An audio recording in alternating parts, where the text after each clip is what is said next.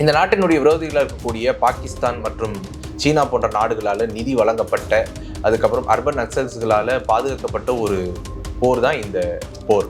இந்த போரில் கிட்டத்தட்ட ஆசிரியர்கள், அரசியல்வாதிகள், இராணுவ வீரர்கள், அதுக்கப்புறம் ஏழை தொழிலாளர்கள், இவங்க எல்லாருமே படுகொலை செய்யப்படுறாங்க. கிட்டத்தட்ட 16,000 பேர் இதில் படுகொலை செய்யப்பட்டிருக்கிறாங்க. அங்கே இருக்கக்கூடிய சாலைகளை நக்சல்கள் முடக்குகிறார்கள். அது மட்டும் இல்லாமல் மின்சாரத்தை தடுக்கிறார்கள். அதுக்கப்புறம் மருத்துவமனைகளை தடுத்தார்கள், ஸ்கூல்ஸை தடுத்தாங்க, எல்லாத்தையுமே தடுக்கிறாங்க. நம்முடைய கோப்ரா கமாண்டோக்கள், அதுக்கப்புறம் டிஆர்ஜி ஜவான்கள், இவங்க எல்லாம் என்ன பண்ணுறாங்க அப்படின்னா, இரவு நேரத்தில் கண்காணிப்புகளை பலப்படுத்துகிறாங்க. அது மட்டும் இல்லாமல் ட்ரோன்கள் மூலமாகவும் சிசிடிவி கேமரா மூலமாகவும்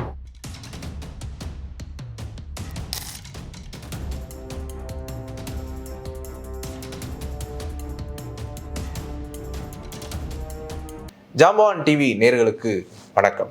இன்னைக்கு நம்ம எதை பற்றி பார்க்க போகிறோம் அப்படின்னா, கடந்த 50 ஆண்டு காலமாக இருந்த நக்சலிசத்தை எப்படி 12 ஆண்டு காலமான பாஜக ஆட்சி முடிவுக்கு கொண்டு வந்தது அப்படிங்கிறத பற்றி தான் இன்னைக்கு பார்க்க போகிறோம்.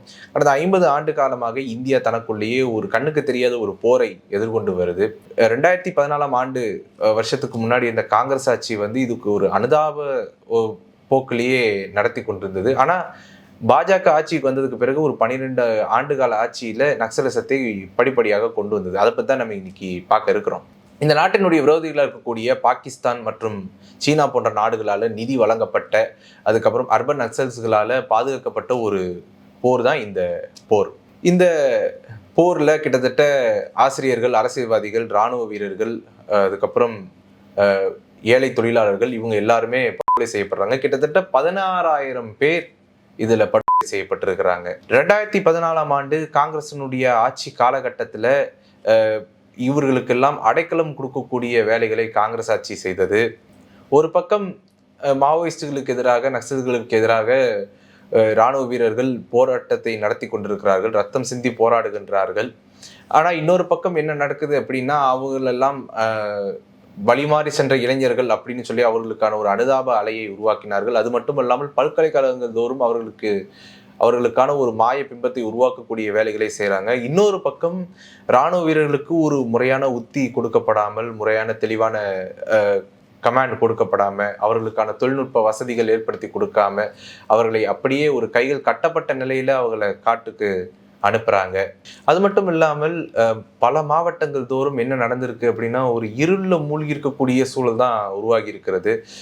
எப்படியாக அப்படின்னா, அங்கே இருக்கக்கூடிய சாலைகளை நக்சல்கள் முடக்குகிறார்கள். அது மட்டும் இல்லாமல் மின்சாரத்தை தடுக்கிறார்கள். அதுக்கப்புறம் மருத்துவமனைகளை தடுத்தார்கள், ஸ்கூல்ஸை தடுத்தாங்க, எல்லாத்தையுமே தடுக்கிறாங்க. அது மட்டும் இல்லாமல் பல தசாப்தங்களாக பழங்குடியின மக்கள் அவர்களுக்கான வாக்களிக்கக்கூடிய உரிமை கூட அவர்களுக்கு கிடைக்கப்படவில்லை. அது மட்டும் இல்லாமல் அவங்களால வாக்களிக்கவே முடியாத ஒரு நிலைமை இருந்தது. அங்கே ஒரு துப்பாக்கி ராஜ்யங்கள் தான் இருந்தது அப்படிங்கிறத நம்மளால பார்க்க முடியுது.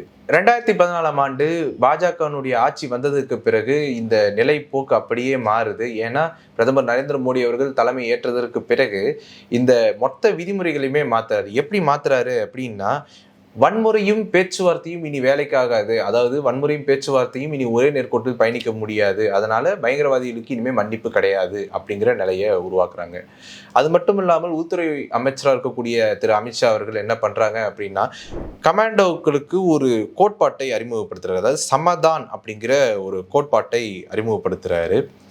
இதன் மூலமாக முதல் முறையாக கமாண்டோ படையினர்களுக்கு ஒரு தெளிவான வழிகாட்டுதல்களும், அது மட்டும் இல்லாமல் அவர்களுக்கு போதுமான அளவு தொழில்நுட்ப வசதிகளையும் ஏற்படுத்தி கொடுக்குறாங்க. இதனால பயங்கரவாதிகளுக்கும் ஒரு சாய்ஸஸ் கொடுக்குறாங்க. அதாவது என்னன்னா, ஒன்று சரணடைங்க, இல்லாட்டி நீங்கள் அழித்தொழிக்கப்படுவீர்கள் அப்படிங்கிற அந்த சாய்ஸஸ்.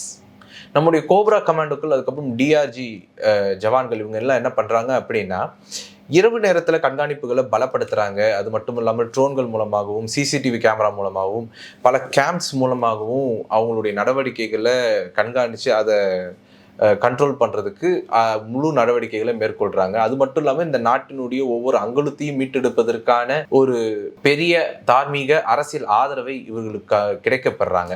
இதனுடைய விளைவாக 2013 இருந்த 126 மாவட்டங்களில் இருந்த நக்சல் நடமாட்டம், நக்சலினுடைய ஆதிக்கம் 10 மாவட்டங்களாக குறைக்கப்படுது. வன்முறைகள் குறைக்கப்படுகிறது. கிட்டத்தட்ட 70%, அங்கே 77% வன்முறைகள் குறைக்கப்பட்டிருக்கிறது. 90% உயிரிழப்புகள் குறைக்கப்பட்டிருக்கிறது அப்படிங்கிறத நம்மளால பார்க்க முடியுது. ஒரு காலத்துல அபாயகரமான கன்னி வெடிகள் நிறைஞ்ச பகுதியா இருந்த இடங்கள் எல்லாமே இன்னைக்கு தார் சாலைகள் நிரம்பி இருக்கிறது. அது மட்டும் இல்லாமல் செல்போன் டவர்கள் அமைக்கப்பட்டிருக்கிறது. நக்சல்கள் ராஜ்யம் பண்ணக்கூடிய அவர்கள் நீதிமன்றங்களாக இருந்த நக்சல் நீதிமன்றங்கள் எல்லாம் அழித்தொழிக்கப்பட்டு இன்னைக்கு அந்த இடங்கள் எல்லாம் ஏகலைவா பள்ளிக்கூடங்கள் கொண்டு வரப்பட்டிருக்கிறது. அதன் மூலமாக மாணவர்களுக்கு உரிய கல்வி வழங்கப்படுகிறது. அவர்கள் மீண்டும் அந்த பாதையில் போகவே கூடாது அப்படிங்கிறதுக்கான வேலைகளை அவர்கள் செய்து முடித்திருக்கிறார்கள். வாக்குச்சாவடிகளே பார்த்திராத கிராமங்கள் இன்னைக்கு சாதனை செய்கிற அளவுக்கு வாக்களிக்கிறதுக்கு முன் வர்றாங்க அப்படிங்கிறத நம்மளால பார்க்க முடியுது.